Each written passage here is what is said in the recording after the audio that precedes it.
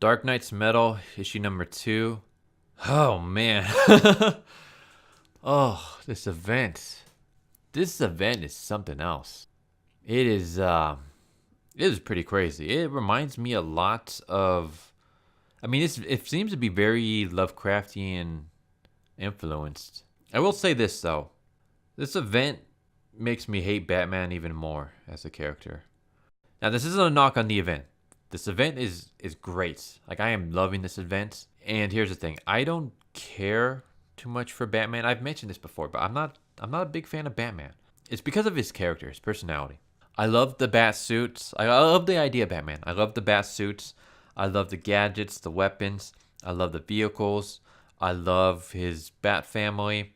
I love his rogues gallery. Batman has the greatest villains ever in comic book history. I enjoy all of that stuff. I just hate Batman as a character. Like, I hate his personality. He annoys the shit out of me. He's always gloomy, he's always melodramatic, he's always broody.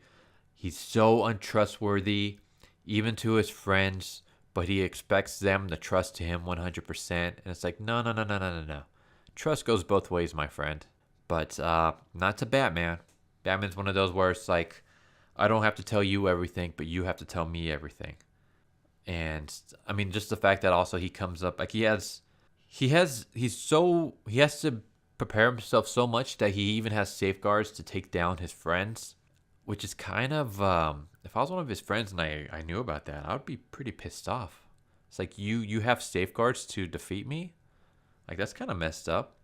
He has no problem spying on his friends. So yeah, I'm not the biggest fan of Batman the character, which is why I haven't read the Rebirth yet. I probably will, just because Batman influences a lot of the DC universe. So if I want to get like the full picture on what's going on, I probably should read that series. But that probably will be like the last thing I read, either that or Superman, because I'm not a big fan of Superman either. I never really cared for those characters. That's why as a kid I was always a Marvel. I was a Marvel fan as a kid, just because I enjoyed their superheroes a lot more. But it's funny now, because now growing up, I'm actually more of a DC fan because of the way Marvel has been doing things. Oh man, I don't even know if I should try to summarize what's going on so far, because it's just confusing, and I might get things wrong. So basically, there's this manuscript, and it's talking about Barbados, who is he's worshipped as a god. He's considered like a bat god. He is they also refer to him as the dragon. Basically, he has this cult-like followers who are trying to prepare Batman to open up this for Batman to become a doorway for Barbados to enter Earth from the dark multiverse. And they've been doing this by infecting his body with like 5 different metals from the dark multiverse, and the nth metal is one of them. So basically, there's this item, the nth metal, that's, like I said, it's one of the 5 metals that will open up this doorway, and Batman steals it. And we start off with the Justice League trying to track down Batman and get this item back, because this item can basically, like, it should, like, no one should have control over this item, because it can just destroy the multiverses. And we get this cool thing where we have multiple Batmans, and we find out that it's the Bat family, and we have Damian, who I fucking can't stand. I hate Damian. There's like no version of Damian that I like. I hate Damian in everything that I've seen. He's okay in this, but that's just because he doesn't do anything other than like driving a truck. So we have the Justice League members like Aquaman and stuff like that taking out these Batman one by one. Aquaman, Flash, all that stuff. They're stopping all these Bat figures, and every time they do, they find out that it's not the real Batman. It's one of the Bat families, and we get a cool thing where they figure out, they track down, like, there's only one Batman left, and they surround him, and they're like, hand over the nth metal, hand over the item, and instead he holds out a little flower. And they're kind of like, what the hell? Why is he carrying that? And then fucking Swamp Thing arrives and starts, attacking the Justice League members, buying Batman time to escape. So we get Swamp Thing make a cameo along with Zatanna and Blue Beetle and Constantine. I was like, all right, that's kind of cool. Speaking of Constantine, I should read it. I haven't, because I was a huge fan of the Hellblazers, but I've heard things about the new one, and I don't know if I want to read it or not. But I guess I'll give it a shot. So yeah, we cut back to Damian driving the van, and we see Batman inside, and Superman flies through. He flies through the van and flies out, carrying Batman. And he's like, enough. We've been friends for so long that I know your heartbeat nearly as much as I do Lois's. So Superman doesn't need a GPS because he can just track Batman by following his heartbeat.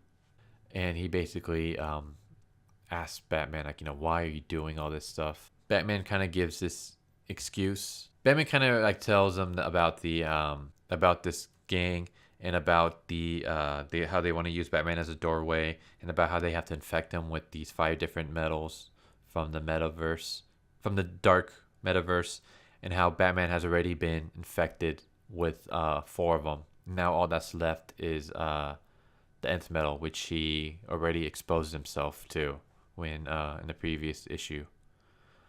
And then Superman punches Batman through the chest, and it turns out that it's actually Clayface. And it's like Batman actually created a device that would mimic his heartbeat in order to trick Superman. And it's like, fucking hell, Batman. Like, you have taken on villains, demons, and even gods with this group, with the Justice League. And yet now all of a sudden you want to do everything on your own? Like, you're not going to trust them? Like, that's just, I don't know. That's just one of the reasons why I hate Batman. He reminds me a lot of Angel from the Buffy the Vampire Slayer universe. And I fucking hate Angel. I hate him so much. Team Spike all the way. So we cut to Kendra Saunders, who is Lady Blackhawk. And she is attending a meeting with a group of immortals who are planning to kill Barbados and destroy the dark multiverse. Basically, their plan is to fire this this brain. It's like this astral brain. Like, they want to fire it into the Rock of Eternity, which is the core of the multiverse. And by doing that, I guess it will destroy the dark metaverse. I don't know why they didn't just do that from the get-go. But yeah, anyways, that's their plan. And we cut back to Batman, who's in the tomb of Prince Khufu. Probably gonna completely butcher that name. Batman basically he's carrying this item, and he pulls it out, and the item he pulls out is baby Darkseid. It's Darkseid as a baby. And Darkseid as a baby is so fucking cute. But the Batman's plan is to use Darkseid's Omega powers to go back in time and then defeat Barbados before he can enter Earth and turn, their reality into like this hellish nightmare. And like I said, he's already explained that the Court of Owls, who have been the Court of Owls are kind of like the cult members for Barbados. They have been infecting Batman with the 5 metals that originate from the dark multiverse. Basically, they as he's explaining this, they get a call from Kendra, and they're like telling Kendra, like, not now, but Kendra's trying to warn them, like, you guys have been set up. You're not in the tomb of Khufu. You're in the tomb of Hatset, which is where the doorway to Barbados needs to be. So Batman has been tricked, which is not something that you see a lot of. So yeah, we get the is it the Stringy Die? I'm like butchering these names, but yeah, they're like working with they're like they're kind of like a part of the Court of Owls, but they look fucking badass. Like they're almost like bat faces in robes. Like here's a panel of it. They look pretty cool. But yeah, the Court of Owl basically tells Batman that throughout your life we've been infecting you with these metals.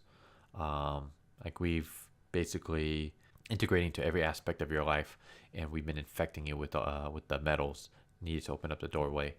And the final metal is Batmanium, which they douse Batman with, and then Batman, we see him, he like turns into this portal. Like Batman just like dissolves and becomes a portal, and and fucking demonic goblin like Robins pop out and attack the Court of Owls and like feast on them. as baby like Omega like happily looks on. And then we see the Dark Knights, and oh man, the fucking, this is so, I love this panel. Like we see the goblin like Robins, like they're all like they all have like collars with chains on them, and one of the Dark Knights is like holding the chain. And we have like the different multiverses of Batman, and these are the Dark Knights, and Superman is like, like we will defeat you, Barbados. Like we've been gods and monsters before, and Barbados is like, you've defeated them because I let you. And he drains the life force of Superman and Wonder Woman, and I'm assuming they're dead. But he if they're not dead, then they're royally fucked up. And yeah, Barbados is like, this is gonna be fun, and that's how it ends. So oh, so we got evil cults, we got Lovecraftian influence. I'm feeling a lot of the whole like Cthulhu mythos in here.